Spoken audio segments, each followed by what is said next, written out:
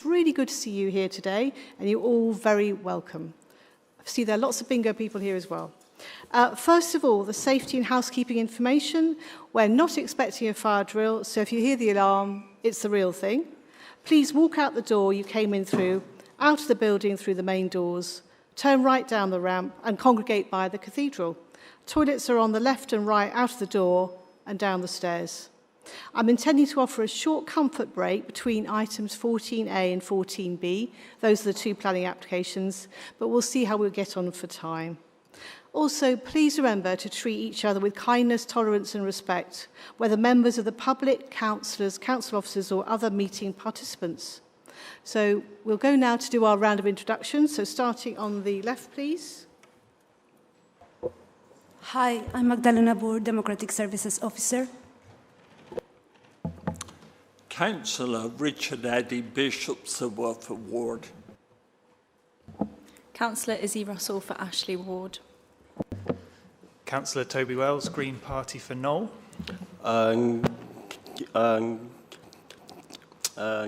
Councillor Alam Harby for Home Vale. Councillor Giovanni Brisington West. Councillor Kai Dodd, subbing for Councillor Louis Martin. Councillor Katja Houngen for Brislington East. Councillor Fabian Beckles for St George Troopers Hill. I'm Jonathan Diamond from Development Management. And I'm chair of the committee, Serena Ralston. To keep it simple, just address me as chair rather than chairman, chairwoman, or anything fancy or archaic like Madam Chairman. So, as it's our planning committee AGM today, annual general meeting, we have a few additional items to get through to start with. So we'll go straight to agenda item 2. The committee is requested to note the appointment of me, Councillor Serena Ralston, as chair. Everyone noted happy? Yeah. Item 3, confirmation of vice chair. The committee is requested to note the appointment of Councillor Fabian Beckles as vice chair. Great, thank you.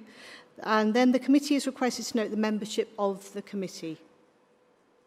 Everyone happy? Grand. The committee is requested to note the terms of reference for this committee. Thank you. And the committee is requested to note the proposed dates of Planning Committee A meetings for the 26-27 municipal year. Grand. Yeah, I'm sure Dem Services will do this, but if they can be diarised as soon as possible, that would be fantastic. Thank you. Very good point. Thank you. That's the AGM items done and dusted, which is fantastic. Now we're going to move on to apologies for absence and substitutions. Thank you, Chair. We've received apologies from Councillor Martin. Councillor Dodd is here substituting. Welcome, Councillor Dodd. And now we move on to the declarations of interest, item 8. This is to note any interest relevant to the consideration of items on the agenda. Do any councillors have any declarations of interest to make? Yeah. Thank you, Chair. I have a declaration of interest with item 14A, which is the Church Road Redfield site. I have long been an objector to previous schemes on this site. I'm actually quoted in the officer report at some length. So when we're about to start that item, I will recuse myself, sit in the public gallery where I will speak to my statement and not have a vote. Fantastic. Thank you, Councillor Beckles. So if you see Councillor Beckles beetling off away from the committee benches for the Church Road planning application, that's what he's doing. Councillor Wells. Thanks, Chair. I'm the councillor for Knoll, where the Club 3000 bingo used to be situated, and as such I was consulted by the applicants before they made their planning application. I don't believe that stops me from being able to make a good decision today. Thank you very much for that. Anyone else? Super. So we'll now move on to agenda item 9, which is minutes of the previous meeting that we held on the 22nd of April. This is to agree the minutes of the last meeting as a correct record. I have a suggestion as regards accuracy, and this was raised by a member of the public. On the third bullet point of page 52 of your agenda pack, in the minutes section, the text says, in regards of the affordable housing delivery phasing condition, officers confirm that it is normal and appropriate for negotiations on condition wording to continue late in the process, particularly where matters would usually be delegated to officers. This is the key bit. Members were reassured that discussions had followed the usual and proper planning process, had been undertaken in line with published guidance, and were managed alongside committee timetables and other constraints. I agree with the public here that it's more accurate to say officers informed members that discussion had followed the usual and proper planning process, had been undertaken in line with published guidance, and were managed alongside committee timetables and other constraints. So the key phrase being officers informed members rather than that members were reassured. I would like to move this amendment. Can I have a seconder? Seconded. Oh, thank you very much, Councillor Eddy. And now we're moving on to agenda item 10, which is the action sheet. I beg your pardon. This is my first committee as chair, so do forgive me. I need to approve the minutes as amended, which I do. Yeah, yes. Thank you. Yeah? I move that, and I need a seconder for that. Thank you. It's hot as well. Sorry. Okay. Moving on to agenda item 10, which is the action sheet. We're requested to note any outstanding actions on the rolling action sheet for this committee. There's nothing on the action sheet today, but as we always say, it's good to have it there just in case we need to take any actions in future. So moving briskly on, we're on item 11, which is appeals. And this is to note appeals lodged, imminent public inquiries and appeals awaiting decision. Now, I think the last committee was quite a long time ago, so if you'll bear with us, I think it's a good idea if Jonathan, I've asked Jonathan if he could briefly just talk us through the key headlines here, if that's okay, and then we'll take questions after that on this item. Is that all right, everyone? Yeah, cool. Thank you, Chair.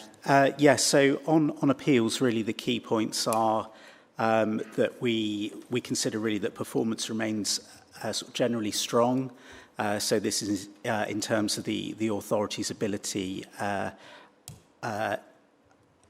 defend appeals against refusals, and this remains above the national average. And the decisions that are listed in the papers appear to show a good proportion of appeals that have been dismissed, and I can highlight a couple in a moment that I think may be of note.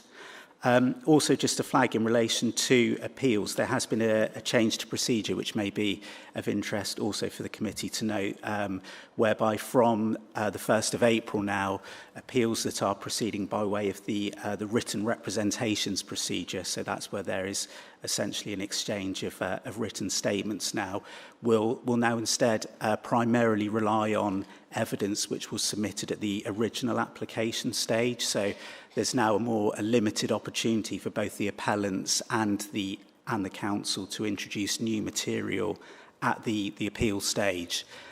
This in effect really sort of closes a form of a loophole whereby additional material could be put to an inspector during the appeal process, which may lead them then to reach a different conclusion than the LPA did. So we'll be keeping a close eye on the effect of those changes as we move forward.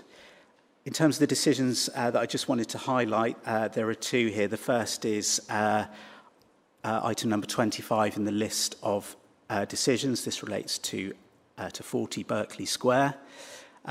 This one I think is of note because it's an appeal that relates to the variation of conditions which related to restrictions regarding the use of some outside areas, and this was an appeal that proceeded through the informal hearing procedure, and development management colleagues worked with pollution control on this. The appeal is recorded as allowed, which is technically correct. However, the inspector omitted the relevant conditions and imposed new ones that, whilst they provided some relaxation, also retained control and appropriate safeguards for the amenity of neighbouring occupiers. I just highlight this one because I think it's a good example of collaboration where works happened between services. And the other one that I just wanted to highlight was is number 27. This relates to 46 Frenchay Park Road. I I think this is of note because it relates to an appeal against an enforcement notice, which was served in relation to the unauthorised removal of a stone boundary wall and the creation of a vehicular access onto a classified road. This was a good outcome because the inspectorate dismissed the appeal and upheld the enforcement notice in full.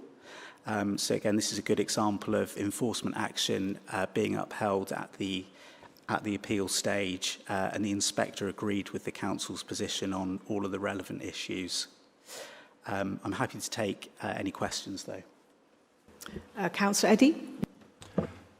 Jonathan, item 28, Chestnut Court Walk, Bishopsworth, where the appeal was allowed. Do you mind sending me a copy of the ruling, please? Yes, I'd be happy to do that, and I'll copy that to all members as well, and I'm happy for that to be noted on the action sheet. Councillor Varney. Apologies, I didn't see it first. Thank you, Chair, and thank you, Jonathan. I noticed there are still a number of appeals against non-determination. Can you just give us an update on the backlog situation in planning? Has that now gone? Are we likely to see fewer of these appeals against non-determination going forward, or do we still have an issue with the backlog? Well, the number of appeals against non-determination has really significantly reduced as we've worked through the backlog. Yeah, really going forward, it's a priority really just to reduce those right down altogether. There are unfortunately those ones that, you know, because we may be sort of negotiating, you know, do result in a non-determination appeal, but it's absolutely our focus at the moment to ensure that our decision making is timely, and we're really just reducing those altogether. So what is the backlog currently? Well, there is no backlog. That's great news. Well done. Yeah, I mean, really, the journey we've been on over the last few years, you know, as you know, we were in a really challenging situation, but, you know, officers have worked really hard to kind of clear that in terms of the speed of our decision making. Again, you know, that's where it needs to be in terms of those sort of national performance indicators, and obviously with the de-designation that we had earlier in the year as well, that was an endorsement of that. And more recently as well, we've recently received a commended award from the RTPI as well, just in relation to all of the work that's gone on there in relation to clearing the backlog and improving the service. There's still you know, kind of more that we want to do, but we've been on a real journey, and we're absolutely committed still to just you know, sort of going further with that. But yeah, there's been an incredible effort really from officers and colleagues across the council really to help us to achieve that. That sounds like excellent news. Anyone else have a question on this item?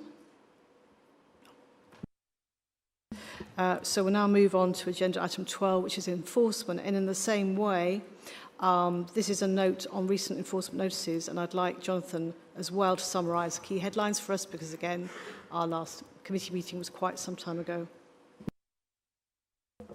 Yeah, in a way, there's a similar story really in relation to enforcement, really. There has been a backlog of cases there, which again, the team have been working really hard to reduce.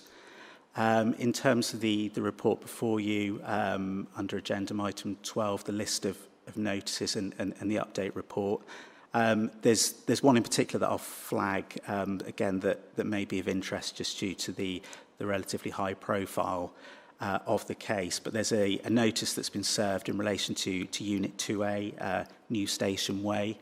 This relates to the unauthorised use of a building as a gym without planning permission.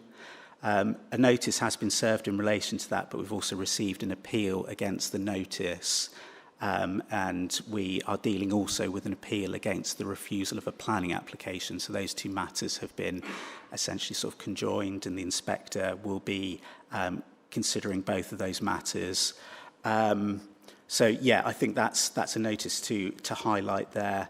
But again, sort of generally, the enforcement team kind of working really hard to clear their backlog of cases, and also very soon as well, hopefully, whether it be through an update to economy and skills or through other channels as well, we'll be able to provide an update on the resourcing situation, because there will hopefully be some news on that front too, some additional resource going into the service. Anyone got any questions? Councillor Varney? Yeah, thanks very much, Chair. Thank you, Jonathan. So on the enforcement side of things, would you say that the enforcement team are now at full strength? Because I think previously some of them were put on to the other side of plan to kind of help reduce the planning backlog. How's that, now the backlog's gone, I guess they've gone back to enforcement, and is that team at full strength? Well, at the moment, there are still technically vacancies within the enforcement service, and there has been recent recruitment undertaken, and I think there will be some news on that. Simone, do you want to say anything on that? I'll try and give you a few more details, but my voice is not very good today, so I'll keep it short. We're very hopeful that the enforcement lead will sign the contract we've offered them any minute. If they haven't already sent it in the meantime to HR, they would then be starting sort of early to mid-September. There is still quite a number of vacancies, though, lower in the structure as well, which we've just not succeeded to fill so far. So we're pursuing a number of different strategies to try and fill that, grow your own. We're exploring with public practice as well, and we will be re-advertising as well in the autumn. But there's no point trying to do that over the summer holidays, and I think it will also be better once we've got a lead in place to be more attractive to candidates. Does anyone else have any questions? I have one myself very quickly, and Councillor Breckles, if you want to go after this, that will be absolutely fine. I wondered how the case statistics compare to the same quarter last year, or even the previous quarter. I understand we're due to provide an update to Economy and Skills in the autumn. So that's something that we can include within that update. Yeah, that's correct. And I would say, without having looked at the detail, they'll probably be broadly similar, because certainly the resourcing situation was practically the same. I think we've had, in a way, we've slightly changed our approach in some respects, which has yielded more notices. And therefore, you could say in that sense it's been a real improvement, but at the same time that focus on some areas has meant that other areas have suffered more, so maybe lower priority cases built up even more. So it's always a bit swings and roundabouts. Okay, thank you. Anyone else? So you'll see that Councillor Breckles has moved and left the benches. That was the next thing on the list, but he's already done that. That's great. Just to say, sorry, on the previous item, that's on appeals and enforcement, we will make a note of those questions and any concerns. So moving on to 14A, planning application 25-15161F. That's for 203 to 207 Church Road. I'm just going to say a little bit about public forum for everybody. We'll move on to the public forum section of this application now, but I'd like to thank everyone who's taking part on both items today. We especially appreciate the members of the public who've given up their time to come and speak to us today. It's important that communities have their voices heard in planning, and we know the hard work that goes into preparing questions and statements. It takes courage to come and speak to us from the public gallery, so thank you. A lot of us councillors have stood where you're standing now, so we really know what it feels like. The first thing we'll do for this particular application, that's Church Road, is to hear any questions, and then we'll move on to the statements. If in both cases you can try and stick to around 1 minute when you speak, that would be great. I'll give you a bit of notice when you're close to running out of time, and you'll also be able to see the traffic light system on this desk, which will show you red means stop, basically, as usual. Funny enough. Remember to summarise your statement and just highlight what you think we on the committee need to hear. Also, we've got these new hanging microphones, which are great because we don't have to do a roving microphone anymore. So if you can and you're able to stand up to speak, then that would be very, very helpful so you can reach further up. So for Church Road, we have Councillor Breckles with his questions going first. You had three questions, Councillor Breckles. You've been provided with the written responses. You're allowed 2 supplementary questions. Do you want to ask these? I do have one supplementary. Can you hear me? Yes, we can. Thank you. That's great. So on the last part of number 3, on the third question, is the planning authority can consider whether it would be expedient to take enforcement action if they think there's a breach in it. And so is that an admission that actually this would be difficult to enforce, trying to control the number of people, you know, restricting it to one person per bedroom? It could be easier said than done, especially if we have other things, more obvious planning breaches in place, such as people building extensions without planning permission, which are sort of, you know, far more obvious breaches. Who would like to answer that, Jonathan? Yeah, I can answer, thank you. Yeah, thank you for the supplementary. So in terms of the reference to considering whether or not it would be expedient to take enforcement action, I mean, this is a normal step in the enforcement investigation process. And indeed, our local enforcement plan kind of sets out that that is a consideration where an investigation you know, where through an investigation it has been established that there is a breach of control. So it's necessary then as a next step to consider whether or not that's expedient. Like I say, that is set out in the local enforcement plan, and the considerations that would guide that assessment are also listed there. And that would relate to things such as sort of the proportionality of taking action and kind of the severity of the breach, amongst other things. So it isn't to suggest that action wouldn't be taken. It's just a step in that process. Do you have another question? I don't. I mean, I'm not questioning the ability of the enforcement team, just the number that they've actually got. Is that a question? Because it's got to be a question. No, I have no further questions. Okay, thank you. So we'll move on to statements now. Councillor Breckles again, but it's a statement this time. And we'll time you for a minute. Thank you.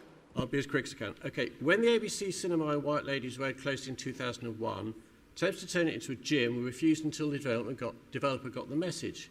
And it's been the Everyman Cinema now for 10 years. We need to use the same tactics here. Would we even consider turning a site that's been part of the nighttime economy for over 100 years as a cinema, bingo hall, then pub, into a block of HMO flats in a place like Clifton?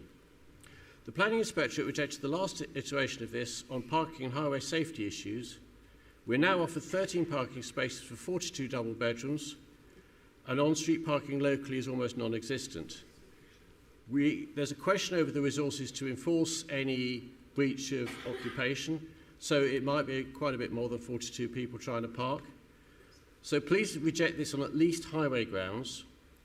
I'd also point out communal spaces like the games room that you'd find in co-living developments have been removed to provide what parking and cycle storage is on offer, and that won't be Could you start to wrap up, please, Councillor Breckles?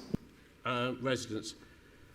Just bear in mind, we need to build communities, not dormitories, so please reject this application. Thank you. Next we have Chris Dance to speak. Thank you. Thank you, Chair. I've given you a detailed statement. I'll just do the summary salient points. It was 5 years ago that we as a consultant team started the journey to bring forward the regeneration of the site, and we're most keen that we can bring a closure today in order the site can be redeveloped. A key material consideration with the scheme is a recent appeal decision for an identical scheme. You'll know the importance of appeal decisions. The councils did a detailed case for that, outlined that all the key planning issues are addressed except for transport on refuse and car parking. The inspector found accepted on refuse but dismissed on car parking. Therefore, we've resubmitted, we've given comprehensive information on car parking, significantly increased the car parking to 13 spaces. The transport officers are fully satisfied that, therefore that's addressed the key issue on that material consideration. This will bring forward regeneration of a much needed site and a sustainable location. To repeat, 5 years we've been working on this. We're most keen to bring it forward. Could you start to wrap up now, please, Mr. Dance? Thank you. Is Daniel Balla here, please? No? That concludes the statements then. So we now move to the officer's report presentation. Thank you, Chair. Good evening, everyone. For those of you that don't already know me, I'm Andy Cross. I'm one of the principal planning officers. Been assessing this application at 203 Church Road. You've all had my report, so hopefully you've had a chance to look through that. So I'll try and keep this brief, but just give you a run through the scheme and talk about some of the key points. So the site is bound by Church Road to the front, Mary Street to the rear, and Victoria Parade to the side. So it's this, my cursor's not coming out on the screen. It's the large light-coloured roof building, relatively central in that shot, and then it extends forwards three properties wide to the Church Road frontage. It's currently a vacant public house. It was previously in use as a cinema, which closed in the 1960s. It was subsequently in use as a bingo hall, and then the lawful use of the premises was changed in 1997 to a pub. And it's remained in that use since, set within the St George Town Centre. Some exterior images, so you can see the frontage in the top left, and then and bottom right actually, and then the other two images are the exterior of the former cinema building, which is still in use as part of the public house, but for back of house storage, kitchen facilities, that sort of thing. Another angle, there's some interior shots there. There are some remnants internally of the former cinema auditorium. No, you're not looking at that one. That's the one, which is in a poor state of repair. Some of the seating is still in situ, which is the upper circle. The lower tier seating is gone. The screen has been removed, and from those images you can see there's been various penetrations for air handling equipment and that sort of thing. A lot of the original fixtures are lost, but there is still evidence and some features from that Art Deco cinema use. The proposal is for 9 flats containing 42 bedrooms of HMO accommodation, with the retention of the public house on the ground floor. So the proposed ground floor plan that is up, you can see the extent of the pub to be retained, which is a reduction from existing. And then the remainder of the ground floor is servicing and parking. So there are 13 parking spaces there. I think it's 22 cycle storage spaces on that level, and then that's supplemented by more bike storage in the basement. So there are new floor plates proposed to be inserted throughout the rear portion of the building. This is a typical upper floor. So there's two flats per floor, each flat between 4 and 5 bedrooms, with a communal living area as well. Top floor, because of the roof form, slightly different, but again there are 2 flats on that level, and there are communal and private terrace areas as well as part. And then there's some elevations here which CGIs may be easier to help visualise. So the rear building envelope would be retained, some enlargements at roof level, and the Church Road frontage is unaffected. And then here's the exterior. So this is the rear portion of the building, and this is a CGI of what is being proposed. So in terms of some background, this is the 4th application that there's been on the site for a similar development. The last one was determined by the Planning Inspectorate at an appeal against non-determination. So essentially, the council didn't take a decision on the application. That was dealt with straight by PINS, Planning Inspectorate, I should say. That was also for 42 bedrooms, but across 13 flats. This version is across 9 flats with additional parking and servicing facilities at ground floor.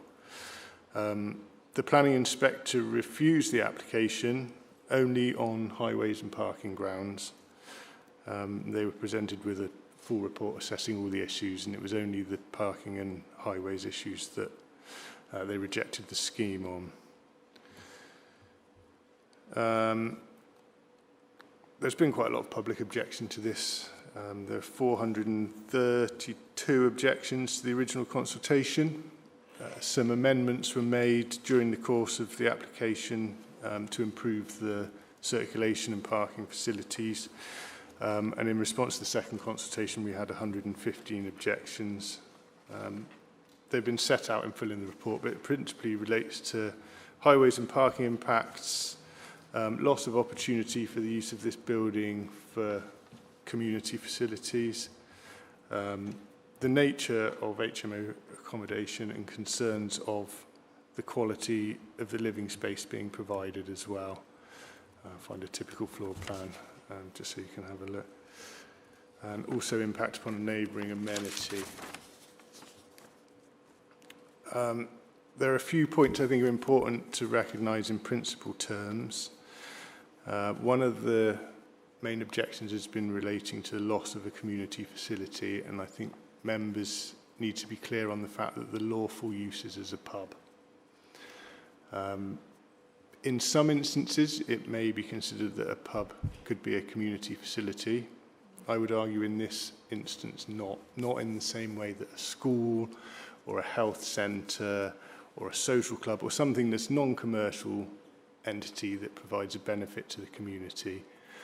In rural areas, perhaps a public house would have that kind of a function where it is, a rare opportunity for people to meet and come together. I personally think that doesn't apply in this instance. The site is located within a town centre. Our policies support mixed-use developments in town centres. This is still retaining a public house at ground floor level across a triple-width frontage. It's also proposing housing at upper floor level, which goes in line with policy aspirations in that regard. In terms of the type of accommodation, HMOs are generally considered to be potentially harmful when a critical mass of 10% in a 100-metre radius is reached, even with each of these individual flats counted as one new HMO. That percentage would be 6.6% in this, I think 6.6. Well below 10. I can't remember if it's 6 or 6.6. It's in that order anyway. In terms of residential amenity, the envelope of the existing building is going to be used. There won't be additional overbearing, overshadowing impacts. Adding windows will potentially add to overlooking. The separation distances from surrounding properties are similar to those characteristic locally. All of the bedrooms are decent size. They're beyond licensing standards. They're beyond national space standards requirements, which don't apply in this case, but they're above them. Minimum bedroom size is just over 19 square metres. That's not typical. They're normally larger. The largest is 36. And each flat has a living room between about 23 and 45 square metres. Again, well above licensing standards and space standards. There are 8 accessible bedrooms throughout the development, and they're integrated, so it's not one specific flat. They're rooms throughout, with accessible lift access as well, and there is an accessible parking space as part of the parking provision. I think you've seen the plans. Perhaps I won't talk too much about the design. You can see they're inserting windows. It's quite a bland building at the moment. Perhaps the heritage is more pertinent in terms of the comments that have come in. The building is not listed. It's not located within a conservation area. It's not locally listed, but it does have some heritage value, principally relating to the interior and the remains of the 1930s interior. There's limited weight that we can add to preserving a non-designated heritage asset. It was put forward for consideration for listing to Historic England, and they rejected it. So our conservation officer has advised the best course of action is a building recording exercise and report that's produced, so at least what remains of the interior can be recorded before it being removed and converted to another use. I suppose there are some advantages that could be seen from a heritage perspective in reusing a heritage asset for another purpose. Highways and servicing, so that's probably the big ticket item. As you're aware, the appeal was dismissed previously by the inspector on parking and servicing grounds. No, not servicing, parking grounds and highway safety. So this scheme, let's go back to the ground floor plan. I don't know if that's coming out that clearly. I think you've been provided with the plans though. There are 13 car parking spaces proposed, which will be accessed from Mary Street to the rear. From discussions under this scheme and previous, we've been advised by our highways team that they would anticipate a parking demand ratio in this area, this type of development, of 34%. That equates to 15 spaces. There are 13 spaces proposed here, so we're looking at a shortfall of 2. A previous parking survey, which wasn't done for the purposes of this application, but was for previous, did 2 separate surveys. On one occasion, there were 4 available spaces within the agreed radius, and on the other, there are 11 available spaces. So taking that, in both instances, exceeded that shortfall of 2 spaces we're looking for. So that, in combination with appropriate servicing, so we've got residential servicing from the street to the side, commercial servicing to the rear, over provision of cycle parking, which includes e-bike charging, cargo bikes, that sort of thing, accessible stands. We are, as a council, supporting it on highways grounds, and that view is backed by colleagues within our transport development team as well. So to conclude, there is some perceivable harm to a non-designated heritage asset, but my advice is that that harm is outweighed by the benefits of the proposal, which is a sustainably located mixed-use development, bringing a disused building back into use. It's housing provision that adds to the local mix, and it's worth bearing in mind, as an authority, we can't yet demonstrate a 5-year housing land supply. We're on just over 4 years. So the central government tilted balance does apply, which means the weight that we need to apply to new housing is greater for that reason. It's helping to keep a town centre frontage enlivened, and there's a retained commercial unit that remains viable in terms of its size for a range of different uses. So my recommendation is approval, subject to the conditions set out in the papers, and Section 106 for travel plan monitoring and employment and skills plan fees. Thank you very much. So who has a question? I'm going to write you down in order. Wells.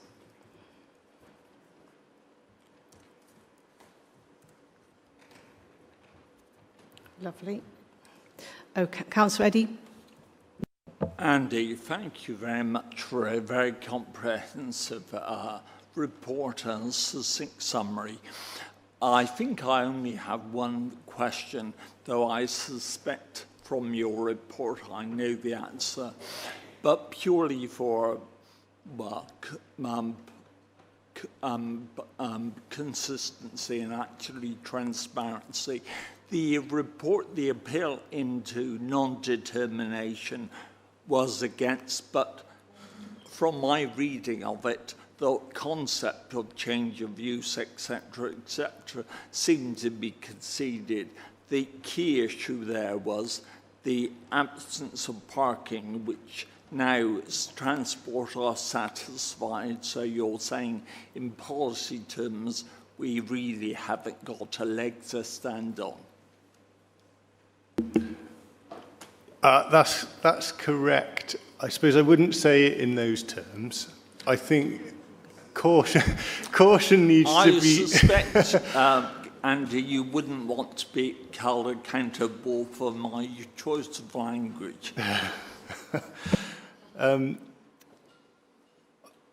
planning inspector's report is material, and where the inspector has not refused or dismissed an appeal, refused an application or dismissed an appeal on certain grounds, I don't think it would not be sensible to go against that, because that view has already been reached by the planning inspectorate, and that's where, you know, the potential is they'll override a decision and award costs against the council.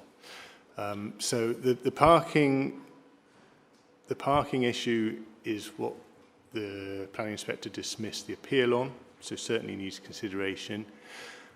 Any other changes to the scheme? Consider, but where it can't be demonstrated that it's materially different to what has previously been considered, I would recommend members tread carefully and just consider the planning inspector's decision. Councillor Wells. Thank you, Chair. Thanks, Andy, for the presentation. I've got a question about the applicable planning policy. What's the difference between lots of HMOs next to each other in one building and co-living?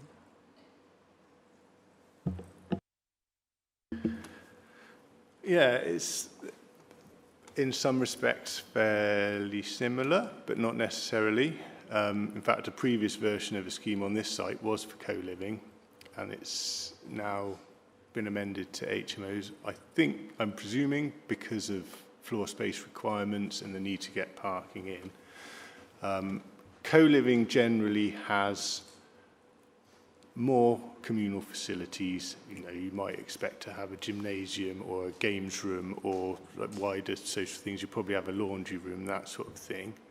But then within each flat, you're unlikely to have a communal living room as such. You'd probably have a modest kitchen that people could share, and then within each bedroom you would typically see like a kitchenette. So if you wanted to make something simple and stay within your own room, you can. If you felt like socialising and mixing with others, you can. Whereas this scheme, it's more of a typical flatted development, and it just so happens that the proposal is that they would be occupied by shared groups rather than families. So perhaps to frame the question in a slightly different way, when you receive an application, what's the test that you apply to it to determine whether the co-living SPD is appropriate policy?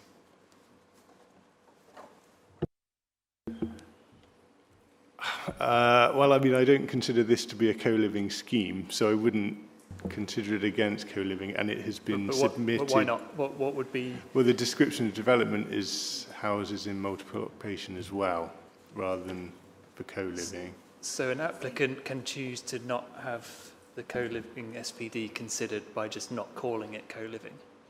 Well, not necessarily, because if we considered that it did fit the model of co-living, then we could.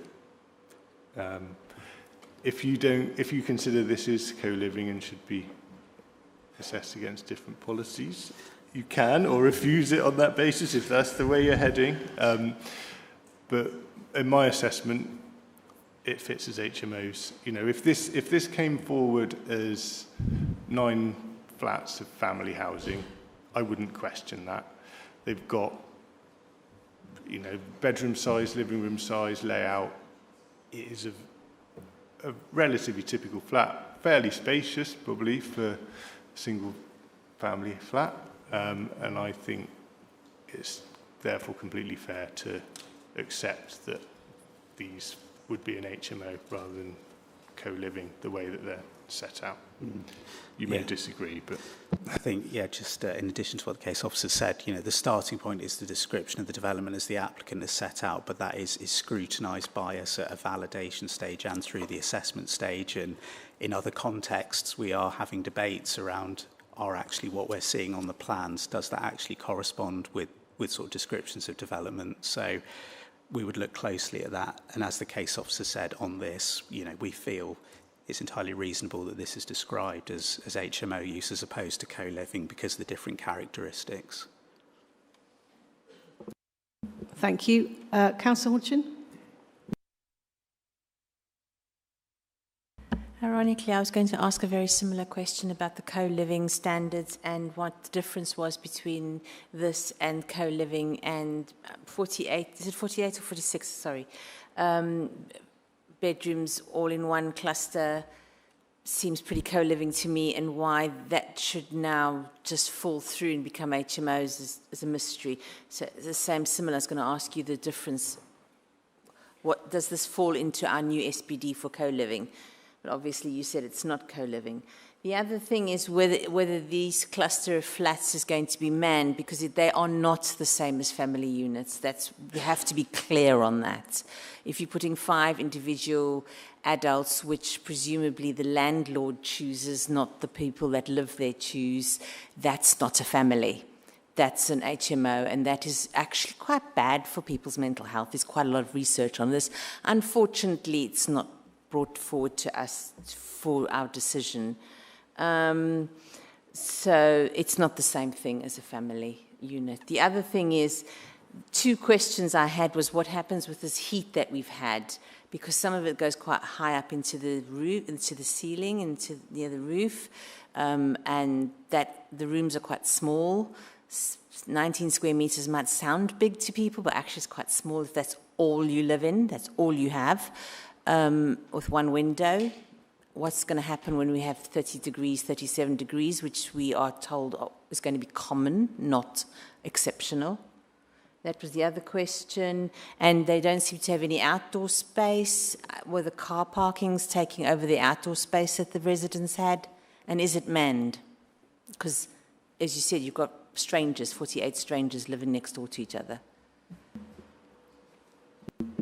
Okay. All right, there's a few things there. It's not manned. There is a management plan, which is part of the documentation, which is recommended to be conditioned. In terms of, so this is one of the typical floor plans. So, as I mentioned earlier, there's communal living and kitchen space for each flat, 4 or 5 bedrooms, so people are not confined simply to their bedroom. Whether tenancies will be agreed on an individual or group basis, I don't know. And in terms of the outdoor space, there is some, but not for every unit. So that's not the way I was intending to go. So the 2 top floor flats, they have some communal and some private outdoor space in the way of balconies. I haven't got the plans on these presentations, but they're part of it. There's another 2-level cluster as well, which also has a roof terrace area. I wonder if one of the shots here will show it. Yeah, in the top left, you can just about make out there is a flat roof area. So part of the roof extension would come across that, and there is also an external terrace. So three of the units have outdoor space, the others don't. It is pretty close to St George's Park, so there is opportunity walking distance away. Have I missed heating? So the heating system proposes air source heat pumps, which normally do have a cooling function as well. I think you meant cooling, didn't you? Heating. Overheating, getting too hot in the summer. There was an overheating assessment submitted as part of the scheme. It's been reviewed by our sustainability officers, and they're comfortable with its content. I would imagine that the air source heat pump installation will also have a cooling function. But yeah, it has been reviewed and is supported by our sustainability officers. Thank you. Councillor Dudd? Yeah, thank you. Thank you. I've got a couple of questions around the parking issue. So our team said actually to meet our policy there needs to be 15 spaces, not 13. That's correct, isn't it? Not quite. So the advice from our highways officers was in this area for this type of accommodation, we would expect in a 34% or 15 space demand for parking. Our parking standards policy doesn't go into area specific detail. It's number of spaces per number of units, which if you were to do it on that basis would probably come out at 9, 1 parking space per unit. But because of the acceptance that this is a shared accommodation, we looked at what would be a more realistic figure in this instance, and 15 is the recommendation from our highways colleagues. So as I said, there's a shortfall of 2, which we feel can comfortably be accommodated on surrounding streets. Within, I think it's a 150-metre radius we work to as part of a parking survey. Okay. Well, I know this area quite well, and I know that there's very limited parking. Streets are quite narrow. Can I just clarify with the planning inspector's decision? Did they specify, because it's the same number of units, did they specify what the level of parking should be in their judgment? No, I don't think they did actually. They just said it wasn't I good believe enough. in the, sorry, I'm a transport officer here, just looking over the inspector's decision, the inspector agreed that 15 parking spaces would be appropriate provision. Okay. And I assume it's based on the fact that these are single occupancy, and then we had the issue raised in the public forum about actually we can't really police that, or so can I just ask about how that single occupancy is going to be policed, and how we can ensure that happens, because obviously if we can't, then it's likely that a lot more than 42 people are going to be living there, so that's more pressure on parking. Yeah, so I've put forward a condition as part of my recommendation that's restricting each room to single occupancy. That's not something we normally do for an HMO, conversion of a house, that sort of thing.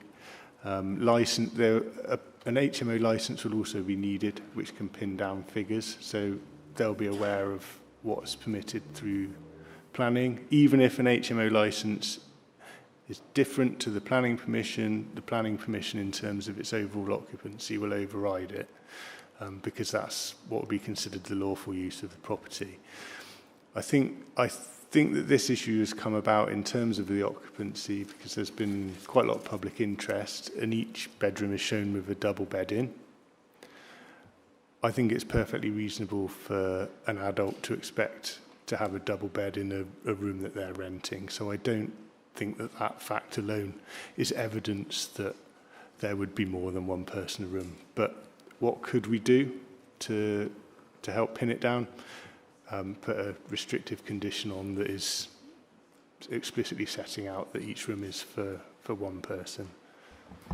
Andy, can I also, sorry, it's me again. The 34% was taken from shared housing, similar shared housing, and that is per bedroom rather than per resident. So the fact that we are limiting in this case it to one occupant is more robust actually than you would expect from an HMO where they may have 2 people per bedroom. So yeah, the car parking may well be less than the 34%. Councillor Al-Maghrabi. I'd like to ask if the site has will have CCTV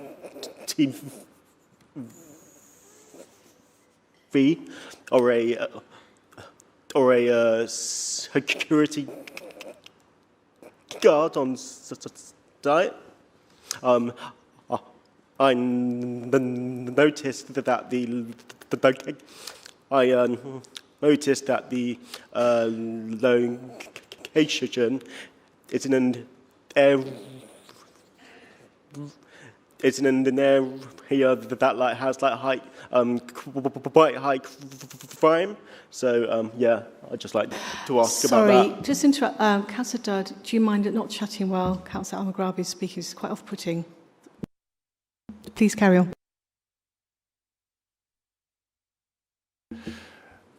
Thank you. There's not a proposal to have a security guard on site. The police have been consulted as part of the application process.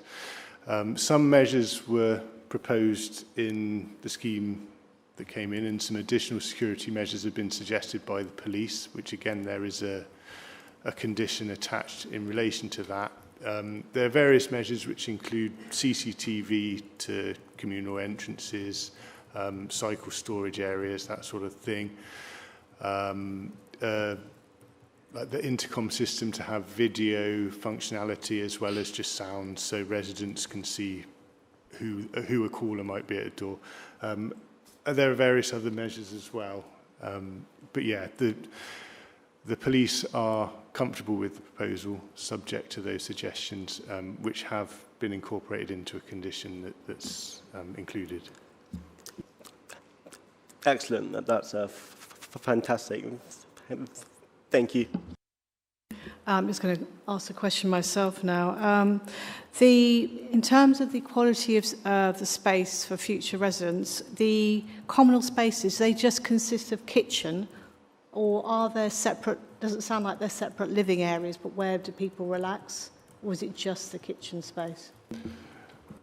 They're kitchen living rooms, so it's...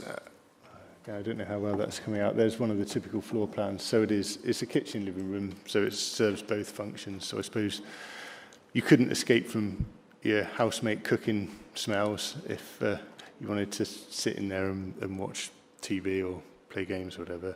But it's more than just a kitchen. They're decent-sized communal areas per flat as well. Sorry, I should do the maths here myself, but so how many people are we talking about per kitchen? Is it about 5? 4 or 5, depending on the flat, yeah. One further quick question. To my mind, this is a separate application, different from the one that was determined to appeal. So I'm asking if it is in reality, because we are squeezing the same amount of bedrooms into fewer flats. So it seems to be that it's 9 flats, isn't it, rather than 13. So does that count technically as in a separate application? Well, it is a separate application, yeah. In terms of the planning spectrum, and I suppose it links back to the co-living question that came earlier, because the previous version of the scheme was a co-living scheme, and there was one flat proposed at ground floor, but there are also more communal facilities. And from memory, I think there was a gym and a games room and a shared working space. And those have been removed. Space has had to be made for the parking facilities. So it is a slightly different design of accommodation on this one. The same number of bedrooms, fewer number of flats, so it is squeezed. But a lot of what has come out is that additional communal facility, and this is more of a traditional flatted type layout, albeit set up as shared accommodation. Thanks very much. I think we need to move to the debate, but I'll take one more question. Councillor Hornchurch. Thank you very much. It's a very short one. Where's the laundry facilities? In the kitchen as well? I believe so, yeah. So okay. As you haven't had a question, Councillor Farney, go for it. Just a very quick question. Just regarding the Art Deco interiors, I know you've said there, and obviously we can see from the pictures, it's in quite poor condition now. And the recommendation is that the interiors will be recorded and then put in an archive. That seems quite sort of sad, really. And I just wondered if there's any opportunity that some of these features could be salvageable. I'm not sure if that's conditionable in any way, but just out of interest. I'm not sure is the answer to that. I wouldn't like to answer either way. I think there are fairly significant asbestos contamination issues in that area as well, which could complicate that. But yeah, I wouldn't want to say either way, I'm afraid. I think Simone wants to come in here. I would say ultimately it's not a listed, not even a locally listed asset, and therefore we just do not have enough justification to ask for this. Okay, so we'll move to the debate now. Who wants to go first? Who else? Can't just be Councillor Eddy. Surely. Okay, Councillor Eddy, you kick off, then we'll see how we go. Last Friday, I sat in this very chamber with Al and Rob in the public gallery at the Homes and Housing Delivery Committee. Amongst the other reports we received was one quarterly on the actual numbers of affordable houses which were planned and delivered. And I'm pleased to say that it was actually the highest it's been for 20 years, which is good news, and it's not a party political issue.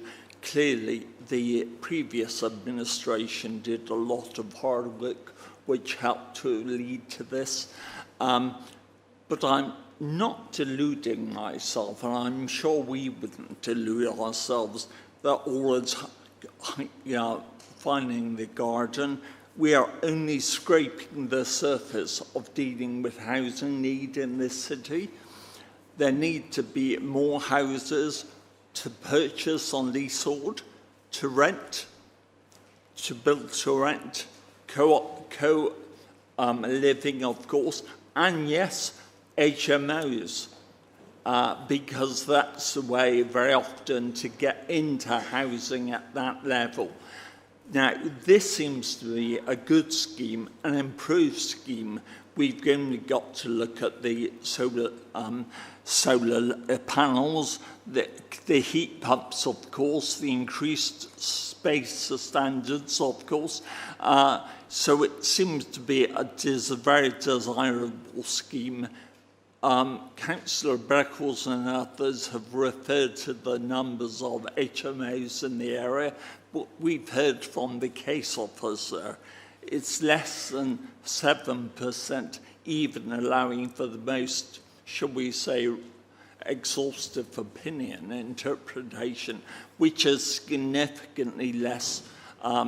If we look at the previous appeal decision, it was clearly accepted that the need was there and change of use could be supported, but the inspector felt additional work needed to be done. Our transport people say the additional car parking plus what we've surveyed, the on-street parking capacity, is sufficient to meet local need. So this seems to me a very good scheme. If, frankly, to allude to community use when it was a cinema over 60 years ago is a complete red herring in my eyes. It has been that for over 60 years. It was a bingo hall, and then it was a pub, and then it was an independent pub, which didn't last. So this would bring development, housing development on a brownfield site. It has my support. Thank you, Councillor Eddy. Councillor Wells and then Councillor Al-Maghrabi. Thank you, Chair. Mixed feelings about this one. I am really concerned about the co-living thing. I think I'm worried that we're opening up a loophole there, because I think clearly in this case, the change from the co-living scheme to the HMO scheme has made it objectively worse as a development in terms of the living standards. And I think our co-living SPD would have, if that had been applied, would have led to a better development. And actually on those grounds, I also don't I wouldn't apply as much weight to the inspector's decision, because I do think that the scheme has materially changed in lots of ways since the inspector's decision was made, not just in the transport part. You know, the difference in the communal spaces, the difference in the arrangement of the flats and the living space as well for the individual rooms. So I think we need to take care with that as well. However, I do think the scheme is policy compliant. I think we've explored the different areas in which that we were concerned it might not be, and I think I'm reluctantly, because I think I'm disappointed it's got worse. I do think I'll be voting in favour as a policy compliant scheme. Thank you, Councillor Wells. Councillor Al-Maghrabi. Thank you. Thank you, Chair. So I actually think that this is a great scheme. I think the developers have addressed the concerns. I think it's in a sustainable location. I like that I like that it's mixed use. I actually started off in a HMO in Bristol when I moved here in 2017, and I actually think it gives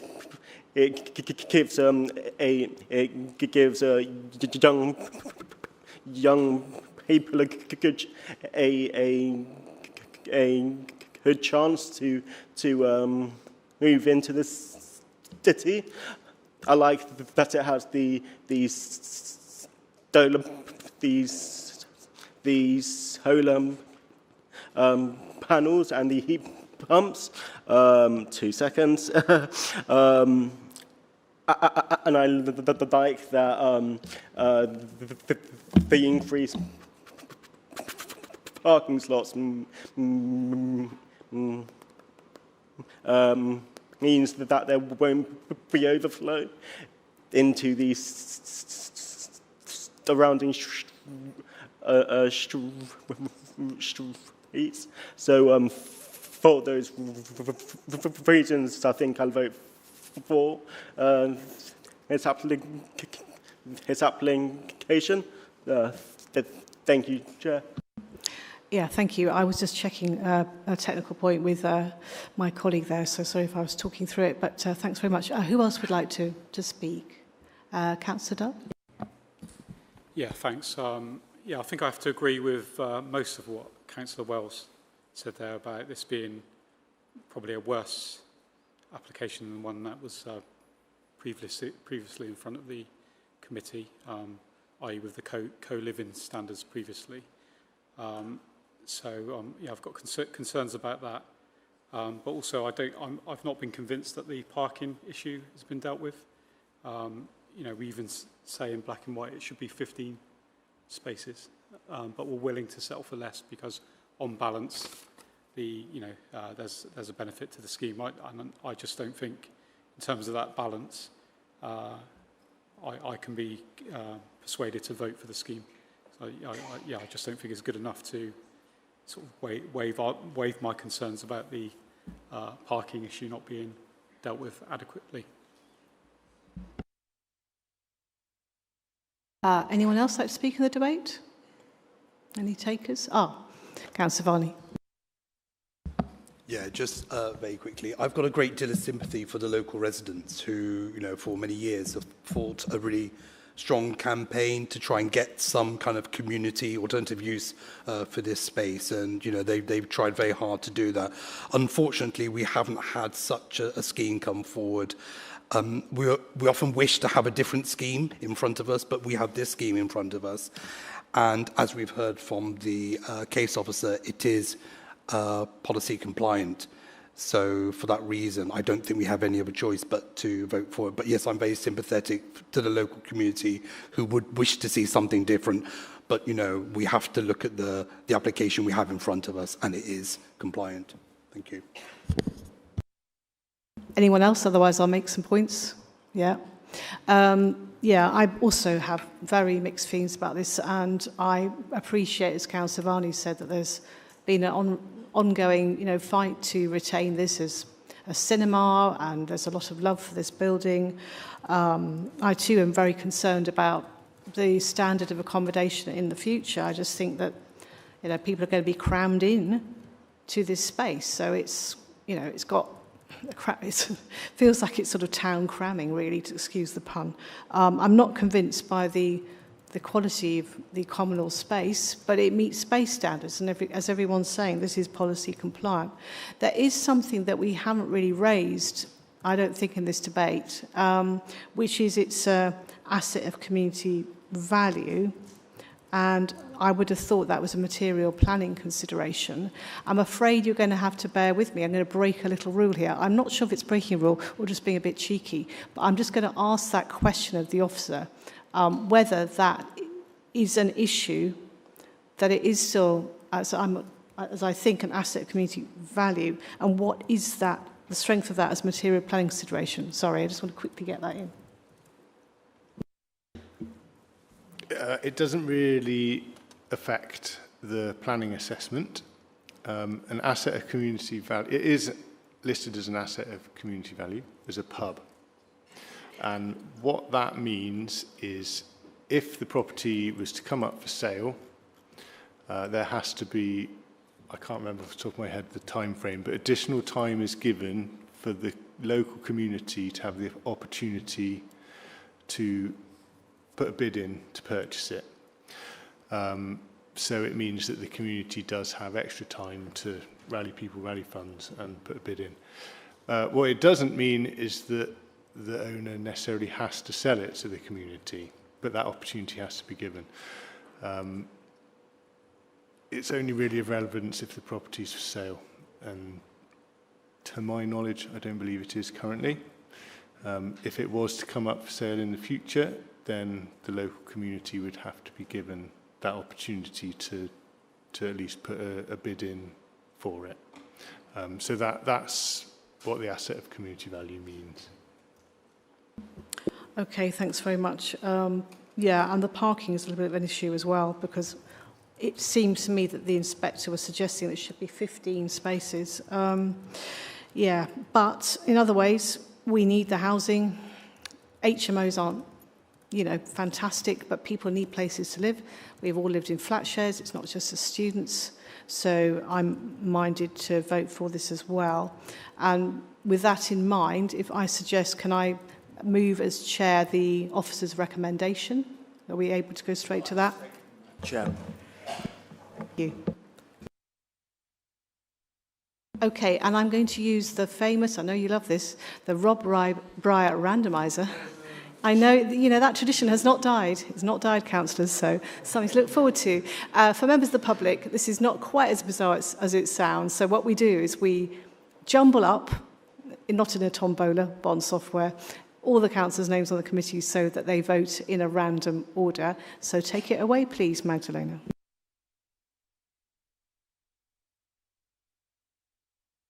So, lucky me, I get to vote first, and I'm going to vote, so it's for or against the application, just to be clear, right? So I'm voting for. And then, Councillor Varney? For. Councillor Hornchin? Against.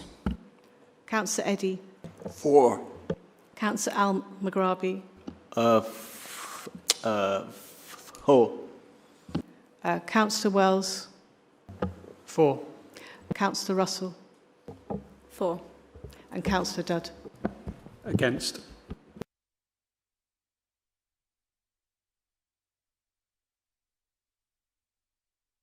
we had 6 for 4, 2 against, so that stands. Thank you very much, that's approved. I'd now like to suggest, as it's a very hot evening, and a lot of people have been waiting very patiently in the gallery, that we just take a comfort break. You all right? Are we able to do that for, I think 10 minutes is a better bet than 5, because it allows you to do what you need to do. So can everyone be back by 25 past, please? Thank you very much.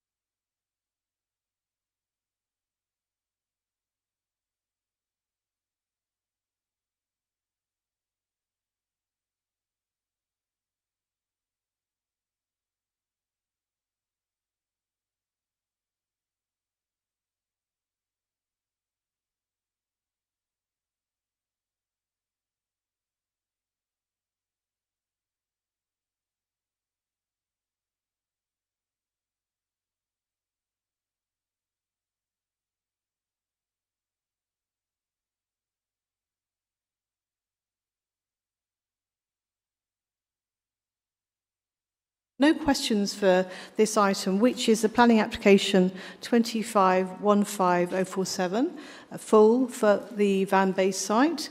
And we'll go straight to the public statements. So we have first Councillor Lisa Durston.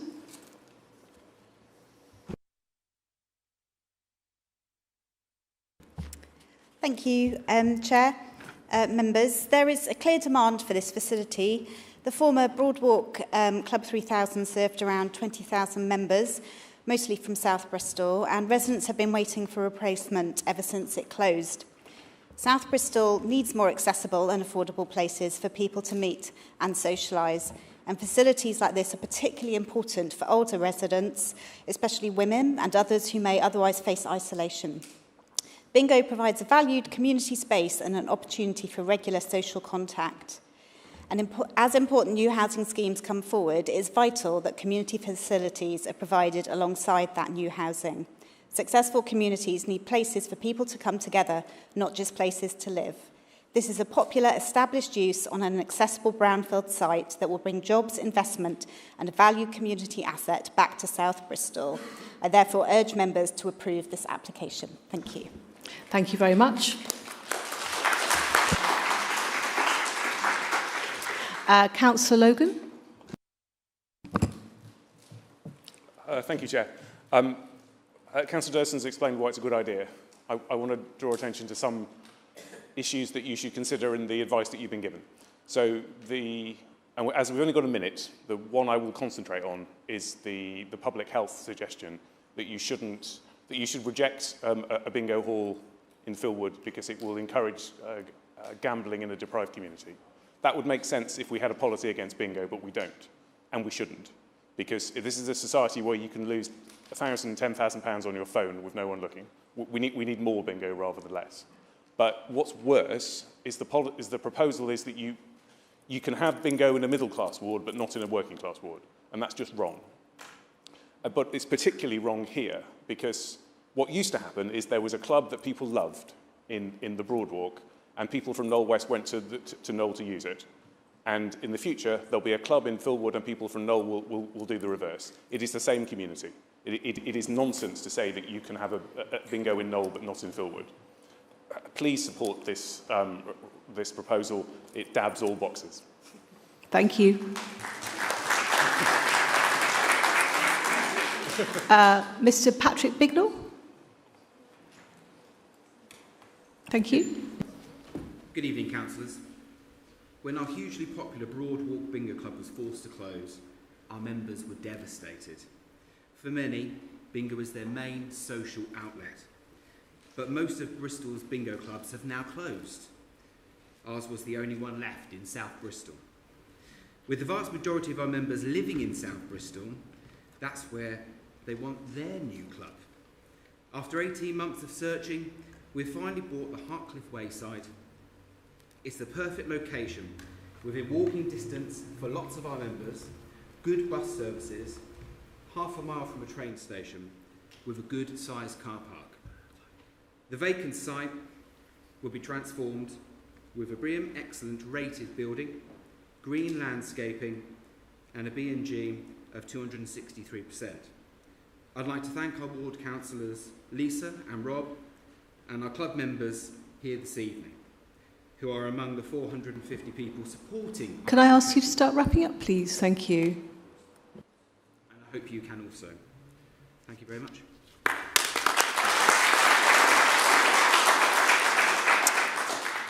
Marianne Lewis, please.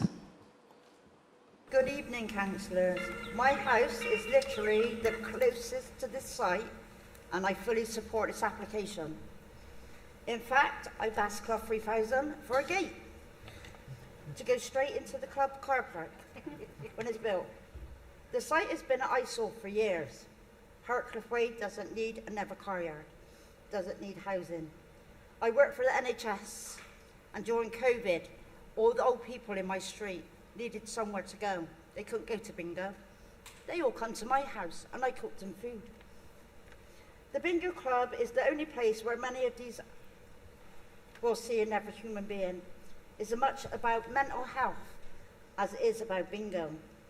There is nowhere else they can go now. everything else is shut down. So if someone lives right next to the site, I support this. Please approve the application. Thank you.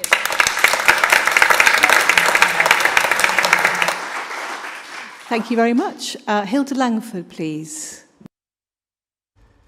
Good evening, councillors. I'm Hilda, and I've been going to Club 3000 since it's opened. Going to the bingo is a really important part of my life. It's where I see my friends. I moved to Stotwood nearly 50 years ago. It was my family home then, and now it's just my home. Since I have lived alone, going to Club 3000 has become even more important to me. I have tried other bingo clubs, but they weren't for me, and they've all gone now anyway. Because I am 78, I get a bus pass, so travelling to the club is quite easy.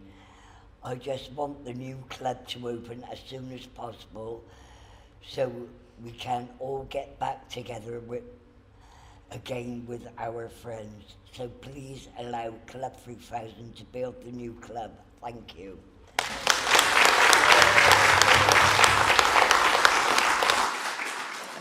Thank you, Hilda.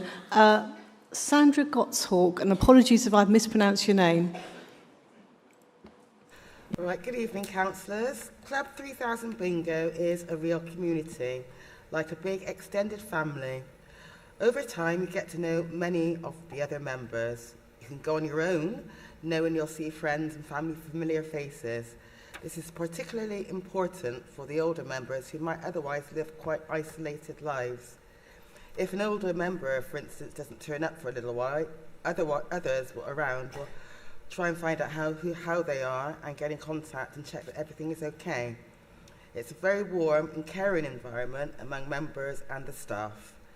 Playing bingo is fun, and you can sometimes even win a bit of money, but the real reason why it's so important is the community role it plays. When the club was forced to close, it was pretty damaging for many of the members. If it isn't able to build its new club, that would be truly a real loss. Thank you. Thank you. Jonathan Coombs, please. Good evening. I'm the planning consultant representing the applicant. We do not consider the sequential test has been failed, as we disagree with officers that the site in Cannons Yard offers a realistic, suitable alternative to the proposed site. The site is not as convenient to access for the club's customers focused within South Bristol. It does not have suitable level of parking and is only available for a 10-year lease, whereas the applicant is looking to purchase the freehold of the site given the substantial investment required to avoid having to find yet another site in the near future. Although the application site is allocated for housing within the emerging local plan, this is not yet adopted and therefore cannot be given full weight. Indeed, its draft allocated status is no guarantor of future housing delivery. There have been no proposals for housing made upon the site, and there's no housing developer linked with the site. Comparatively, the adopted plan does not allocate the site for housing, and the proposals are compliant with wider existing policies in terms of the economic, social and environmental benefits. As such, we respectfully request that you grant the scheme subject to conditions. Thank you.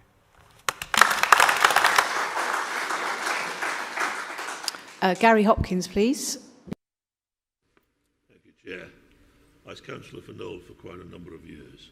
The club was well run. The people who attended it were well behaved. It was an asset to the area. It's unfortunate that the financial circumstances and the state of the building forced it to close. The owners, though, have actually done a great job in finding a very suitable other site. And quite frankly, the report written by officers is just not in the real world. If people are actually going to travel across town, that apart from the inconvenience for people and something they don't want to do, it also is very bad for the environment to have people travelling.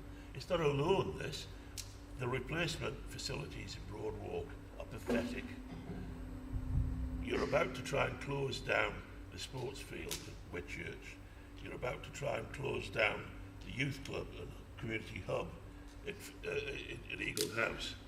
Basically, this administration seems to believe... Could I just ask you to start wrapping up, please? Thank you. All South Bristol is good for is plonking housing on without any other facilities. It's a disgrace.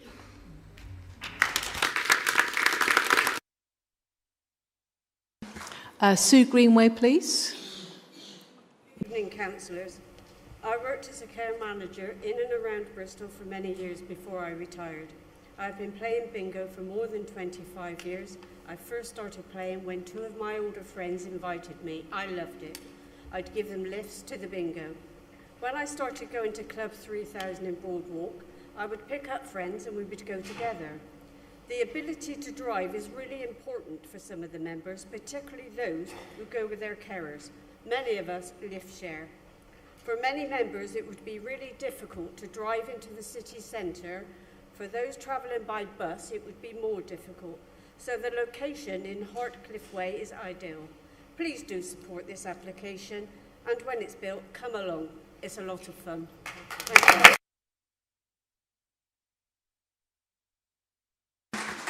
Thank you. Carol McCall, please. Club 3000 is more than a bingo. It's a community of friends and a place where everyone can go. And just for the record, it's not only old people.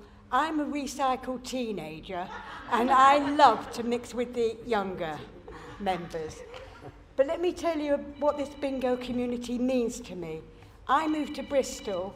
3 days later, my husband died. And if it wasn't for Club 3000, I don't know where I'd be today. So I'm fine now, and this isn't a sob story, but I'm sharing it with you so you can see how important this is. And today, I left a funeral and come 130 miles home to be here tonight. So thank you.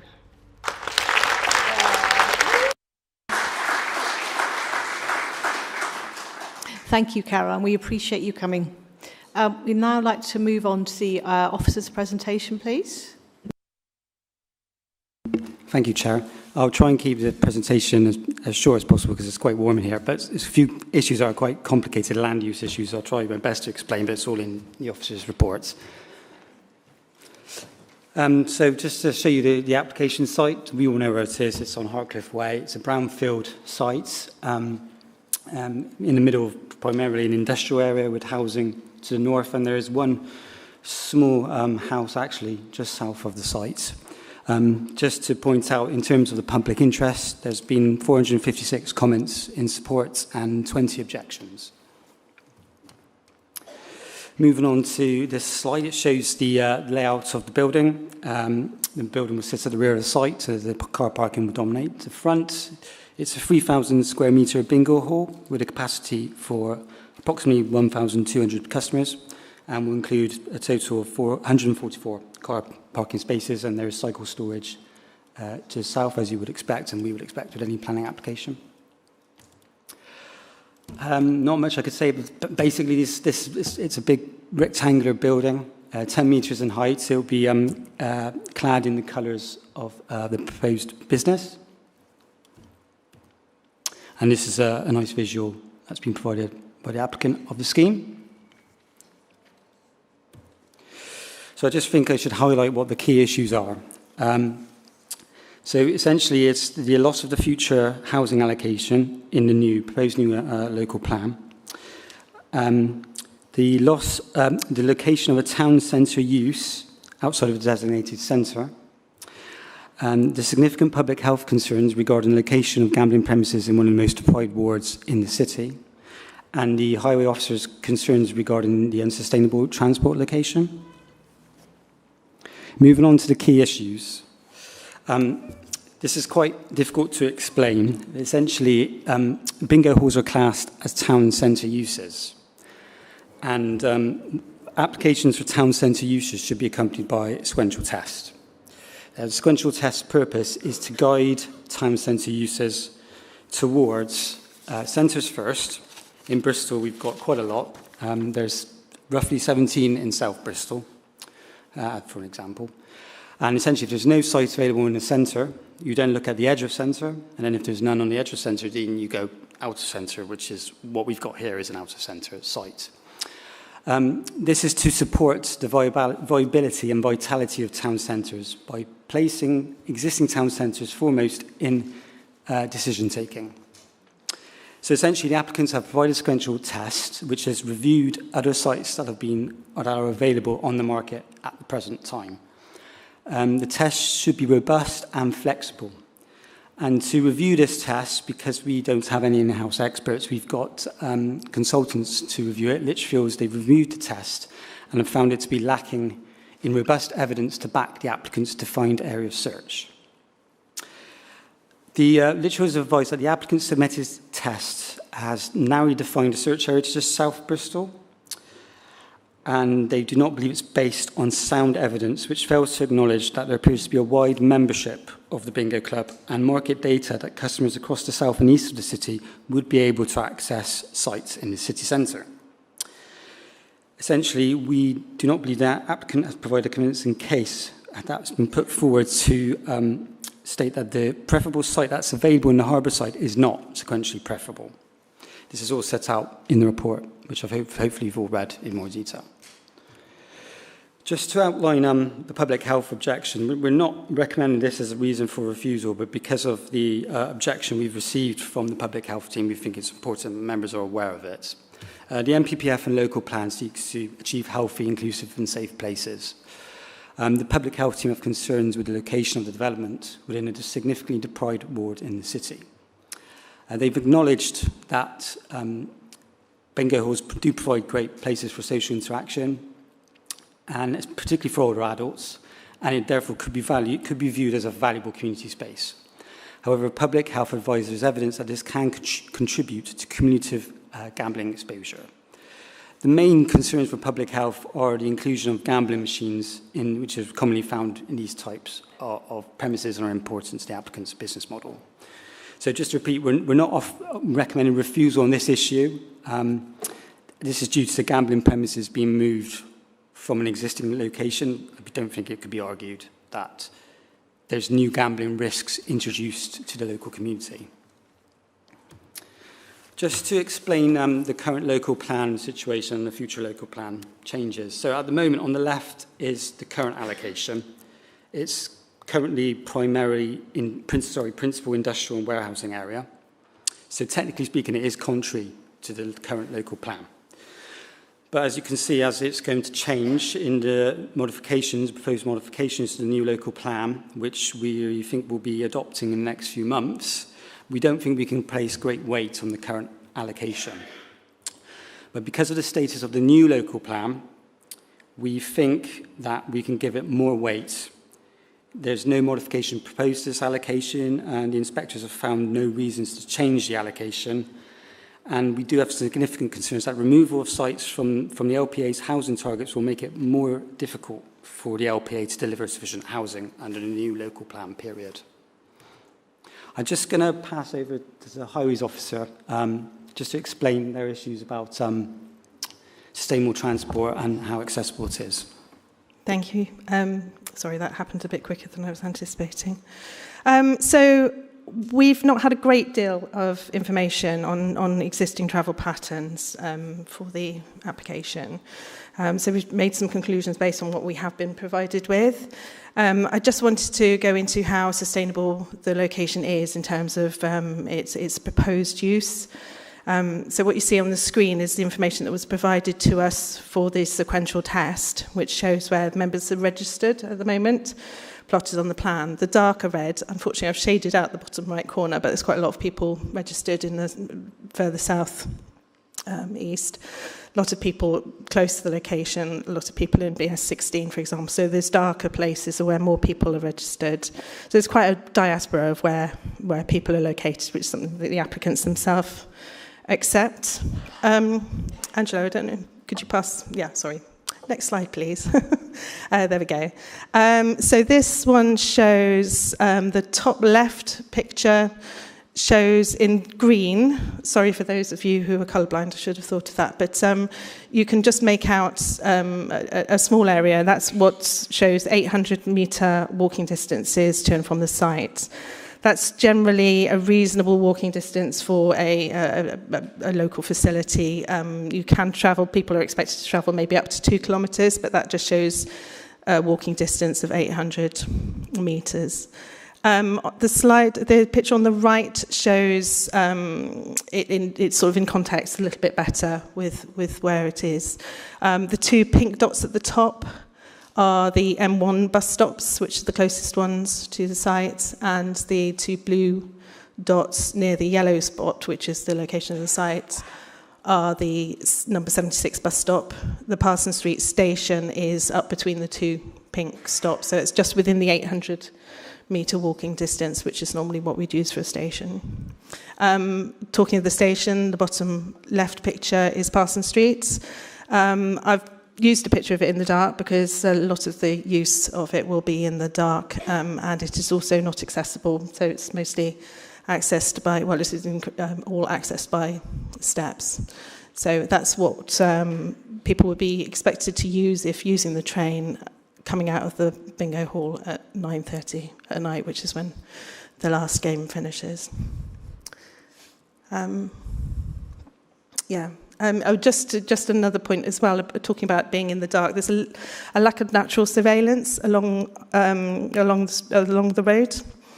A lot of the businesses are set quite far back and, of course, aren't operational in the evening. So it's actually quite unpleasant to walk along there at night time. So that's another concern that we just have concerns that more people are going to drive than are anticipated and catered for within the parking. This one just shows the accessibility by public transport. The blue route is the number 76 bus, and the pink route is the the M1. They go half hourly at that time of night. That again shows, you can just make out, I think it's probably not as clear on screen, but there's a kind of blurry background that shows a 400-metre walk, which is what we'd normally say was acceptable distance to walk to a bus stop. Obviously, people are going to live outside that. But again, that shows how accessible public transport is, given the people who are going to be using the site. So that whilst there are a couple of bus routes that go past it, it's not very well served for the city and the expansion of people who are registered and would be registered. So I just wanted members to be aware of the general accessibility of the site and how it would apply to the bingo site in itself, particularly at that time of night. Thanks, Jane. Just a couple more slides. As I've explained in the report, we've applied weight to the benefits and the impacts of the scheme. This slide just shows you what we consider to be the positive benefits that members should apply, whatever degree of weight they feel is relevant. Redevelopment of a brownfield site, continuation of a well-established business in Bristol, 108 jobs during construction, 83 jobs once it's completed, landscaping and B&G enhancements, a 40% reduction in residual carbon with air source heat pumps and PV panels, and obviously, as you've heard, there's a significant opinion that the proposals provide community space and a place for social interaction. But based on the key issues and the way that offers have applied, we are recommending the application for refusal because of the negative impacts of the loss of a future housing allocation, the lack of a robust town centre sequential test, and the highway safety issues raised. But as I've explained, it's up to members how much weight they apply to all of these issues in the balancing exercise. Thank you. Thank you very much. Should we move to questions? Sorry, I'll start here now. So, Councillor Breckles first. The report said about how the bingo goes until 9:30 and then there's no buses. Implied there's no buses. The M1 goes until 01:45 and the 75, 76 go even later. So how is that not sustainable? And if the train station's a bit sort of dark, then maybe if there's Section 106 or sewer money coming from this, some of that could be used to improve the lighting at the station and to and from it.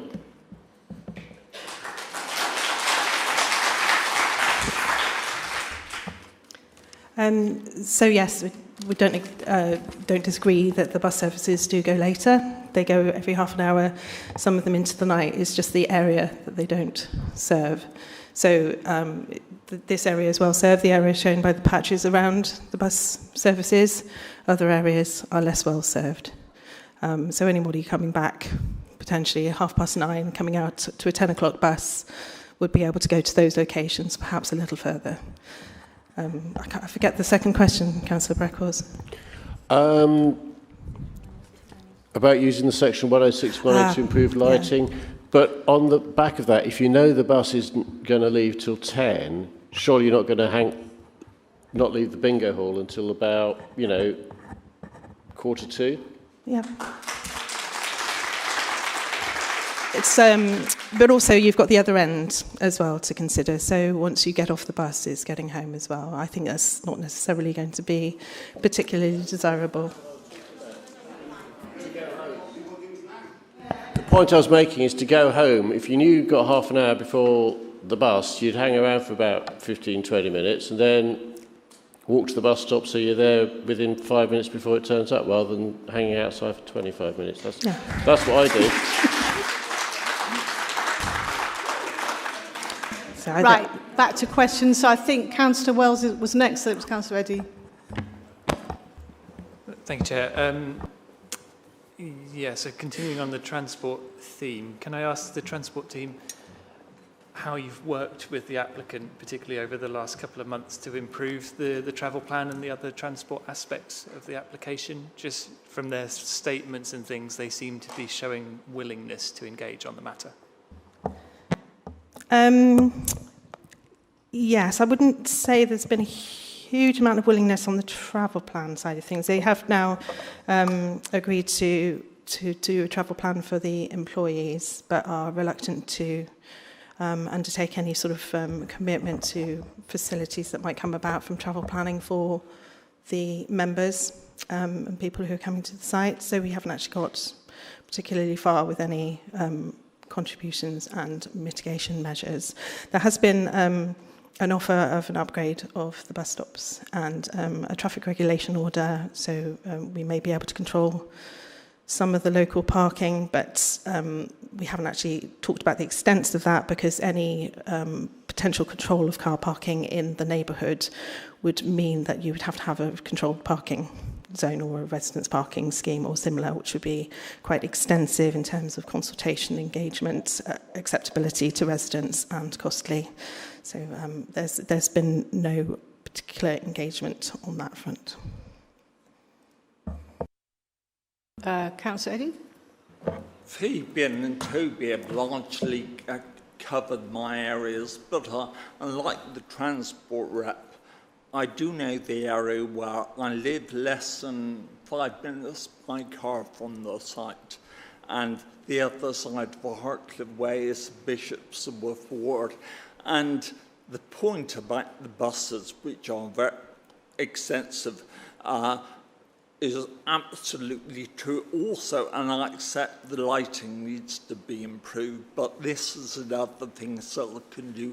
Basically, the site's right in the middle of where the Maligo Greenway connects from Bedminster Villwood to Bishopsworth, so that's one area there. And also, I would say I serve on the Friends of Parsons Street Station. We've been working with Network Rail for about 10 years to improve the station, and some of the things like the lighting you're talking about, we have on board on mind. Councillor Russell? Yeah, thank you. I have 3 questions, actually. The first one is, I had an email from a local resident worried about the closing time being 2 a.m, but can I just confirm that this is a licensing issue rather than planning? We've not got to the point of consideration of opening hours, and there's been no objection from the pollution control officer on that in particular. If there are concerns raised, I'm assuming you're worried about people coming and going quite late, then that is a condition that we could put forward. If you were recommending approval, we could stick a condition on about what is reasonable hours of opening, basically. Okay. No, I don't think I'm putting forward that as a condition. I'll carry on with my questions, though. The second one was around bingo as gambling. I don't personally see it as gambling, but I was concerned to learn that Bingo 3000 has fruit slot machines in every building. And when we had a briefing, I asked about this, and the applicant will not remove them as they make up, I think it was 30% of their revenue. And I wanted to point out that these are much more unsociable, and I would call that gambling rather than bingo. So yeah, I don't know if that is, could be considered in any way. Yes, we have considered this, and we've also consulted with licensing colleagues as well on this, because really from a planning perspective, the inclusion of machines, providing those are ancillary to the main use of the building as a bingo hall, from a planning perspective, we don't consider there is any control that we can apply over those. However, licensing colleagues have informed us that in terms of the Gambling Act and the licensing aspects, which are separate to the planning decision, there are actually quite sort of detailed requirements and regulations over the types of machines that are able to be included in the number of them and the percentage as well, as we understand it. So that's a separate thing, the licensing sort of process, but there is control, in that sense. Thank you. Yeah, I also sit on the licensing committee, actually, so we'll definitely be following up on those with a different department. And finally, I just wanted to encourage the applicant to include maybe solar panels or a heat pump, like we saw in the previous application. I think there would be a really positive addition to a building. Is that a question as well? Yeah. Third question. Yeah. Please, could they think about it? Yeah. Question mark. There is PV panels and air source heat pumps in the scheme. There is. Sorry, I think I missed that's that. Fine, that's Thank fine, you. Yeah. I think it's not a sort of key issue, so it's in the report though. Thank you. Councillor Al-Maghrabi? Thank you. At the end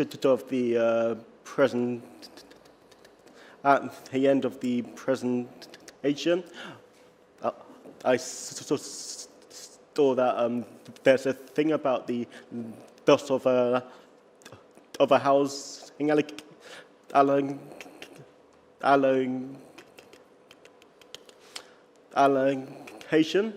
and I was wondering if that's a material planning consideration or not. At the end of the presentation, that last thing there about the loss of future housing allocation. Essentially, it is something that you can give weight to, is allocated in the new local plan as for housing. Okay, that's great. Thank you. Anyone else with other questions? Councillor Dudd, thank you. Yeah, just on the gambling issue, really. I've got no problem with bingo, but these like games machines are quite addictive and a very harmful form of gambling. And most bingo halls I've been into, they're kind of like half casinos, half bingo halls these days. So what, in terms of the ancillary definition, how is that defined? Because most bingo halls I've seen, they look like a casino and a bingo hall. And if it's not ancillary, do we have a role in terms of regulating that, in terms of what goes on site? I mean, in general terms, what would be considered ancillary to a primary use is really a question of fact and degree. So in this case, that could include kind of consideration of the extent of the floor space that is given over to machines as opposed to the bingo use, but also as well considerations as to the to the income that is being derived from those different elements, really. So unfortunately, there isn't anything really from a planning perspective where we can say it's this amount kind of thing. So it is more of a question of fact and degree. But from the liaison we've had with licensing, it appears that the considerations through that process are more precise. So, for example, a Category B gaming machine must not exceed 20% of the total number of gaming machines which are available for use on the premises. Now, I don't know what a Category B machine is, but there is under the licensing process, more specific limitations on the types of machines and the amount that can be included within this type of use. Okay, so it's purely a licensing matter, that issue. But if, say, for example, we had a casino in front of us that had an element of bingo, would that be different? Could we, or would it be the same? Well, I think another thing to note as well is from a planning perspective, a bingo hall is a sui generis use, so it's essentially its own use. A casino is also a sui generis use, so that's again a different and particular type of operation that is separate. All right, okay. Any other questions at all? I have a quick question. I'm assuming that the land values would be quite high in the town centre, and I'm just wondering whether it's even possible to have a bingo hall of that size to be commercially viable in the town centre. I am not sure if that counts as a material planning consideration, but I'd like to ask it.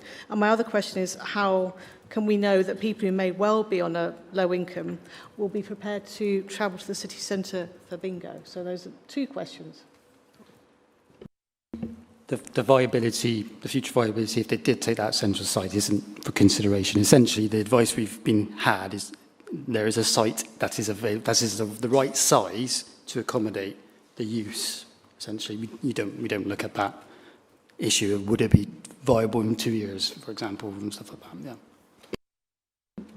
And in terms of parking, you're worried that there potentially isn't sufficient parking at the proposed site, but then there wouldn't be sufficient parking, would there be at the town centre site that we're thinking of? So the town centre site has 22 spaces allocated to it.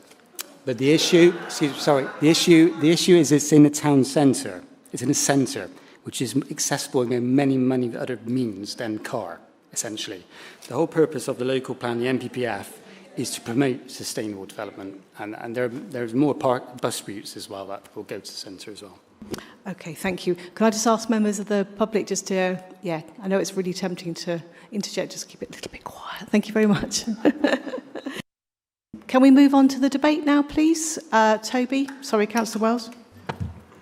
Thank you, Chair. And firstly, thank you to the public gallery. It's great to see we've got a full house.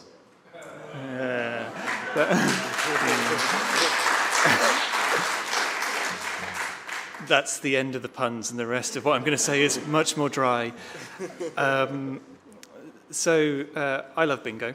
I might not look like the kind of person that enjoys bingo, but I actually have really fond memories of going to the bingo an awful lot as a child and a teenager with family members, and so I understand what that atmosphere is like and what it means for those regular members who go.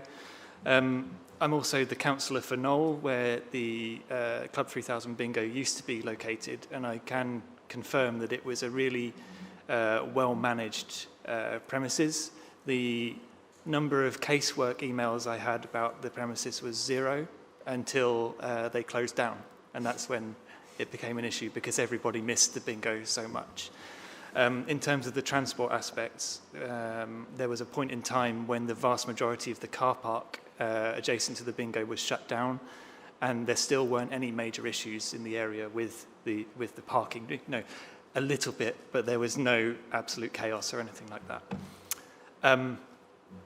I'm minded to support the application and vote against the officer recommendations, and I know that if we're going to do that, it's important we set out our reasons in the debate very clearly. And I thank the officers for their balanced report, which has kind of helped us to be able to do that and consider the weighting. So the rest is a bit long and a bit dry, but I think it's important that we talk about the different key issues. So the sequential test is a really important process in many ways, but it is also sometimes inflexible. It doesn't always get into the specifics of use cases, such as considering the cultural, the demographic aspects of the expected users. So acknowledging that there are areas of the city where bingo is more popular as a pastime than others, and that there's an established customer base. And given that one of the reasons for rejection is the transport sustainability, it does seem a bit perverse to recommend moving it further away from where the customer base currently is. But we do have flexibility under the MPPF to give the sequential test an appropriate amount of weight based on additional considerations. So we can adapt the weight given to that. On the local plan, the loss of 55, the space for 55 homes is bad. That's really lamentable, and we do need the space for housing. However, the bingo vacating the Broadwalk premises, where they were one of the larger tenants, let's say, not the only tenant, but a larger tenant, has allowed a scheme for around 500 homes to be approved there. So that's probably not a planning consideration, but it's something we can take into account ourselves in our decision making. On the transport access, we have access from Bedminster, Bishopsworth, Hartcliffe on the 76, wider access from Parson Street, Philwood, Hengrove on the M1, and latest news, we'll very soon have the 100 bus service, allowing access from lots of towns around North Somerset, so the Chew Valley, from Bath, various other towns which actually came on that map as having a lot of members. And whilst those towns used to be served about 3 times a day, they will now be served hourly through the day to the bus stop right outside where the bingo will be. So thanks to WECA for that. However, the transport situation could be better, for sure.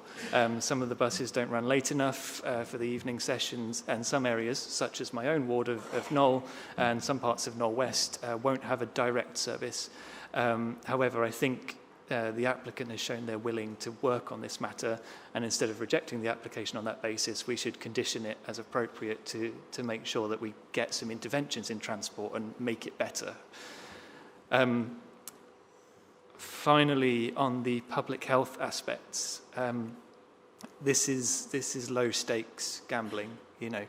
This isn't fluttering hundreds or thousands of pounds on a mobile app, as Councillor Logan said. This is your nan or your aunt or your granddad or your brother spending a tenner or 20 quid to have a nice night out with their mates. And that's comparable to many other leisure activities. If you go to the cinema or if you go bowling or something like that, it will cost you at least £10, £20. So I think that's comparable to go out for a night and have a good time. Councillor Dudd, on your concerns about the kind of casino aspect, if you look at the floor plans, it's not that kind of facility that I think you've seen, and I know what you mean by that. But the bulk of the space is the bingo hall, so I'm kind of reassured on that aspect. But I do have concerns about the higher stakes gambling, like the fruit machines. The applicant in their briefing described a way that they help people and the way they manage people who they consider have been spending too much time on those high stakes machines, and how they kind of check in on them and usher them back towards the bingo when the bingo starts and that kind of thing. So I was reassured that they have people's kind of well-being in mind, and that they do manage the site well. But I think this is something we can ask for in a condition for the applicant to formalise that process in some kind of plan. I'm calling it, in my words, a problem gambling risk mitigation plan, because it has to have a weird jargon title, but we can call it whatever we like. And I think that can be approved as a condition, maybe with consultation from our public health team. So I think that's the key issues covered. I understand why the officers came to the conclusions that they have based on the policies that we have, but I respectfully disagree. And if it comes to it, I have a motion prepared if the officer's recommendation motion falls, as I believe we have to go through that process. Thank you very much. Councillor Varney? Yes, thank you very much, Chair. And thank you, Toby. I think you've really summed up what we've heard this evening pretty well, so I won't need to speak for that much longer in that case. And you've also stolen my bingo pun, so that's going to shorten my speech even more. I just want to say thank you to Angelo and the officers for the report. I think you've really presented a very finely balanced argument. You've listed the benefits such as social interaction, the relocation of a popular local business, utilising a brownfield site, the provision of jobs, the biodiversity net gain. You've listed all that in your report. You've also mentioned some of the issues as well, including loss of future housing site, which is not to be sniffed at. Also, the highways impact that we've heard, the transport impact, and also the sequential test as well. So I was lucky enough to be Deputy Lord Mayor of Bristol last year. My term of office finished in May. And as part of that, I was invited to the Buzz Bingo, a rival bingo company based in fish ponds. Sorry, I was doing so well. But I must say, when I went into this bingo hall, I didn't find a gambling den. I found a fantastic community facility full of wonderful people, such as we've got here this evening, people socializing with their friends, people enjoying themselves, people spending a bit of money, but we all spend money when we go out, but they were having good fun, and it was a really wonderful social experience. It's my first time in a bingo hall, actually, so that was a really eye-opening experience for me. I also bumped into one of my local residents. I represent Brissenden West. One of my local residents in Brissenden takes 2 buses, actually, to get to the bingo hall and fish ponds because there isn't anything nearer. But she's determined, she's happy to do that because she wants to meet her friends. It's not about gambling, really. It's about a community and being with your friends and having a great social time. So we don't have a bingo hall in South Bristol, so it seems reasonable that we should have a bingo hall in South Bristol. People might be prepared to travel further afield, like my local resident, or they might be prepared to travel to the city centre, but why should they? If they live in South Bristol. And in terms of public health, I think it's kind of a bit patronising to talk about sort of the risks of gambling in a deprived area. I just think that's really unfair. I really wish that hadn't been part of the presentation, actually. You know, as I say, it's not a gambling den. It's a community space. And actually, if we are concerned about public health, then the risks of isolation, the risks of loneliness, the risks of deterioration in mental health also carry a great deal of weight as well, compared to the risk of maybe spending a little bit of money on fruit machines. So I will be supporting let me rephrase that. I won't be supporting the council recommendation to refuse. I will be approving this one. Thank you.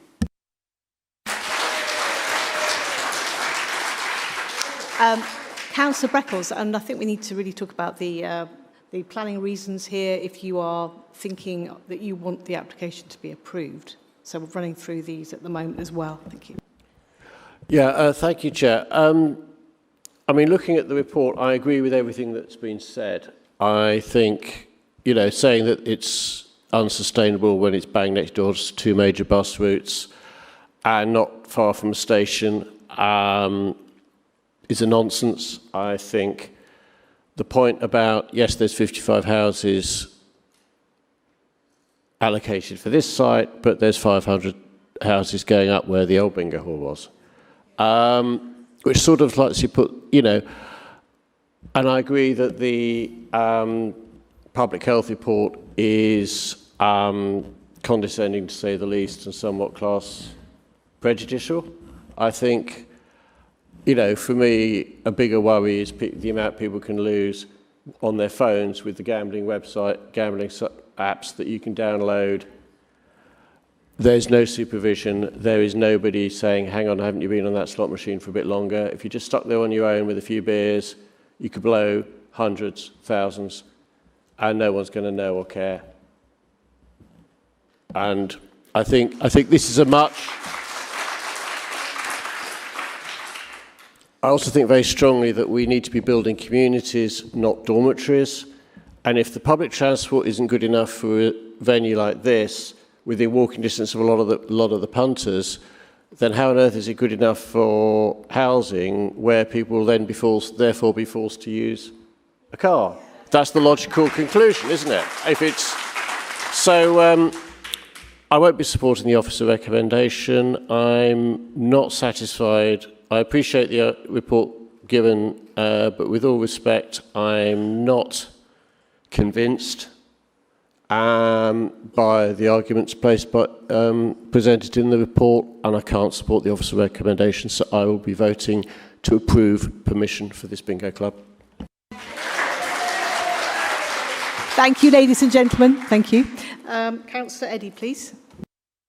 I agree with everything Toby, Andrew and Fabian said, so I won't repeat that. Can I just mention two things? The sequential test. Now, obviously, it's based primarily in South Bristol. We've had already not only boardwalks snatched away from us, but also we've got the Buzz Bingo site in Whitchurch or Hengrove, and my understanding is the applicant approached them but was told they weren't in a position to respond.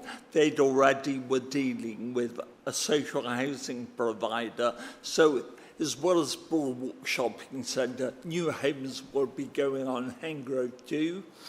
So, and I think to have more people going into the centre instead of actually enjoying a local event in South Bristol is nonsense. And certainly, are we expecting the club to actually fork out good money for an expensive 10-year lease in central Bristol? Of course not. Secondly, no one, as most members will know, is less or more, I should say, more bullish about housing in this city.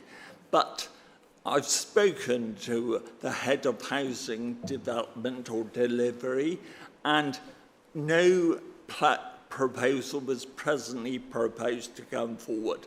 And she is very robust on defending sites which could come to fruition. So, like the others who have spoken, I'll be voting against the officer recommendation and in favour of this club. Oh, could I add one final issue? And it isn't a determinate material plan consideration, but it's on my route home, as I say. So, after quite a boring council meeting, actually having a less dreary Hartcliffe way could be rather enjoyable. Thank you, everybody. Thank you. Councillor Dubb, please. Yeah, thank you. I don't want to cover everything that everyone else has said, but yeah, I will be supporting this application going forward. I think I remember back to the Hengrove Park development that it kind of roughly went through on the fact that there were all these facilities nearby, like a cinema, for example, that's now gone. So I think these facilities are needed. And as I said before, I've got no problem with bingo. I've enjoyed a night out at the bingo myself. But I'm a little bit, so I will be voting for the application, but I was interested in Councillor Wells's suggestion around a condition around the gaming machines. But I feel like, because I kind of asked the question about that, and it was like, oh, well, that's licensing, so I'm a little bit unclear what role we have in that regards from a planning authority point of view. So I wonder if we, when we come to that point, can we get some proper advice on what we can include and what we can't include? On my view, it's kind of a national problem anyway, gambling regulation. So it's not for us to deal with that here. But I know people who've lost, their life savings on those machines and, destroyed, their lives have been destroyed. So that's where I'm coming from on it. And if we can add in some protections for problem gamblers, then that's what I'm all about. But overall, I'm in favour of this. Thank you. Thank you. Councillor Hunchen? I just wanted to add something really quickly. They mentioned the number 36 bus stops at 8 o'clock, which is true at the moment. But I know that there's work to extend the number 36 bus to, I believe, 9:30. I'm not quite sure, because of the youth centre not very far away from them. So that could help the bingo hall as well. Thank you. Thank you very much. Anyone else? Councillor Russell? Yeah, I was going to say that my main concerns around potentially unsociable sort of timings and about gambling are both going to be addressed by licensing. So I'll definitely be following it up with that team and would encourage other residents and councillors to take that route as well if they had those concerns. So yeah, as those were my main concerns and they've been addressed, I will be going against the officer recommendation and voting, yeah, sorry, trying to do the sort of maths in my head. But yeah, I also wanted to say that it's amazing to see so many people come out and support this, but also just engage in politics and democracy in general, especially, a lot of people are women, a lot of people from South Bristol. I know a lot of time it's hard to find the capacity and the time to get here and show up for something. So yeah, I'm really grateful to see everybody here. Thank you.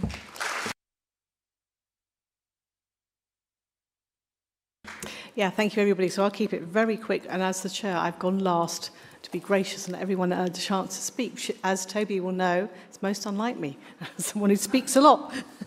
My view is that we're always being told from a dry planning point of view that permission should be granted unless any adverse impacts of doing so would significantly and demonstrably outweigh the benefits. And it's very clear to me that the benefits outweigh any harms here. I mean, communities have got to be a lot more, in my view, or most people's view actually, than just houses. Housing is very important, but you have to have something alongside it. You have to have community facilities, and that's something we really feel passionate about, a lot of us, I'm sure. As I was saying, there's very significant benefits. I think they outweigh the harm. I'm just trying to rush through this to save us all sitting here in the heat. But obviously, it's not up to us to make a moral judgment here about bingo. It's not a material planning consideration, a moral judgment. I'm just using that term, and that shouldn't come into it. Bingo is obviously very social.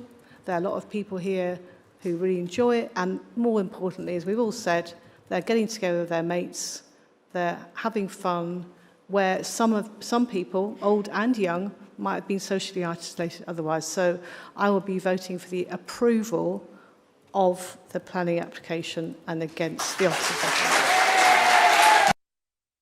Thank you very much, everybody. What I've got to do now is, as chair, see if anyone wants to move for the officer's recommendation. I do not. Officer's recommendation was to refuse this. Is there anyone here that wishes to do that?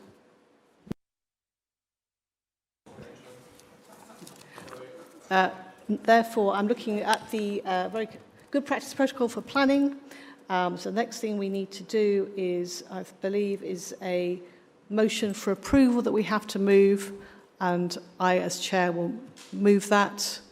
And seconder? Chair, I thought, sorry, according to the procedure, doesn't someone propose a Yeah, but I think we have to do that and then the conditions afterwards. I think somebody needs to formulate what that proposal actually is, and then you can move it. Right, let's Luckily, do that then. Someone has. Yes. Thank you. So I've done my homework, because it's somewhat rare that we go against a planning officer's recommendation in this direction, from a refusal to an approval. So the process is a bit different. I prepared the motion. It's a bit dry, but please, I need to read it into the record word for word, and if anyone wants to have a look at the wording afterwards, then of course happy to show them. So the motion is to move that the application be approved subject to conditions, including but not limited to a condition to secure the delivery of appropriate travel plan actions, and a condition to produce a gambling risk mitigation plan. Section 106 contributions should be sought for the mitigations proposed by the Transport Development Management in the officer report. Delegated authority is resolved to be given to officers to prepare those conditions, Section 106 obligations, and issue the decision notice. The potential reasons for approval are well set out in the officer report, and the committee chooses to allow reduced weight to the sequential test as a reason for refusal.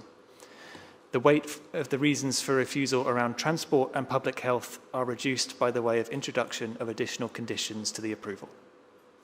Ends.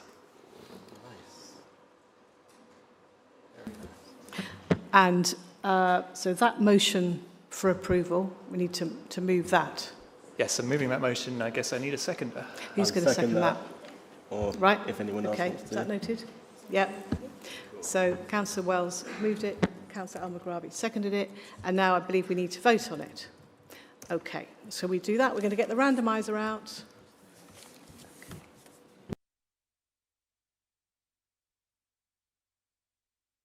Let's just get this right. For this particular motion, which includes conditions, and we've just gone through it. I want to be very clear as it's a very hot evening. Okay, Councillor Russell first.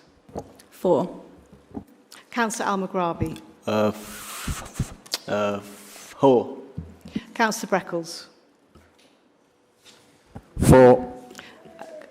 Councillor Hornchin. For. Councillor Dudd. For. And that's me. For. Councillor Varney. Bingo! I mean, for. Excuse me, Councillor Varney. I'm sorry, that response won't do. That was for a for. Thank you. Councillor Wells. Oh, sorry. Yeah, Councillor Wells, sorry. For. All the excitement's getting to me. Councillor Eddy. For. That's unanimous. Thank you very much.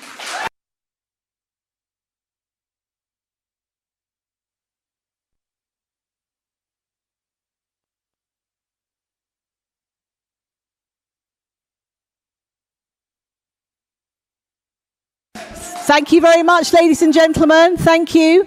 We've got another item on our agenda, I believe. Oh, no, sorry. Thank you, ladies and gentlemen.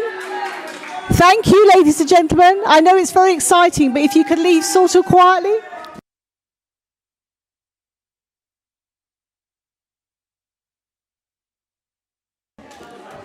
You'll be glad to know, everybody. If you could leave quietly, ladies and gentlemen, thank you very much. No. Thank you. Thank you very much, everybody. Right. Shh. Thank you. Right, moving on to the last item, you'll be glad to know, which is the date of the next meeting. Subject to approval agenda, item 6, which we've already said. The next meeting is scheduled to be held on 6 p.m. on Wednesday, the 23rd of September, here. Okay? Thank you very much. I conclude the meeting. Thank you.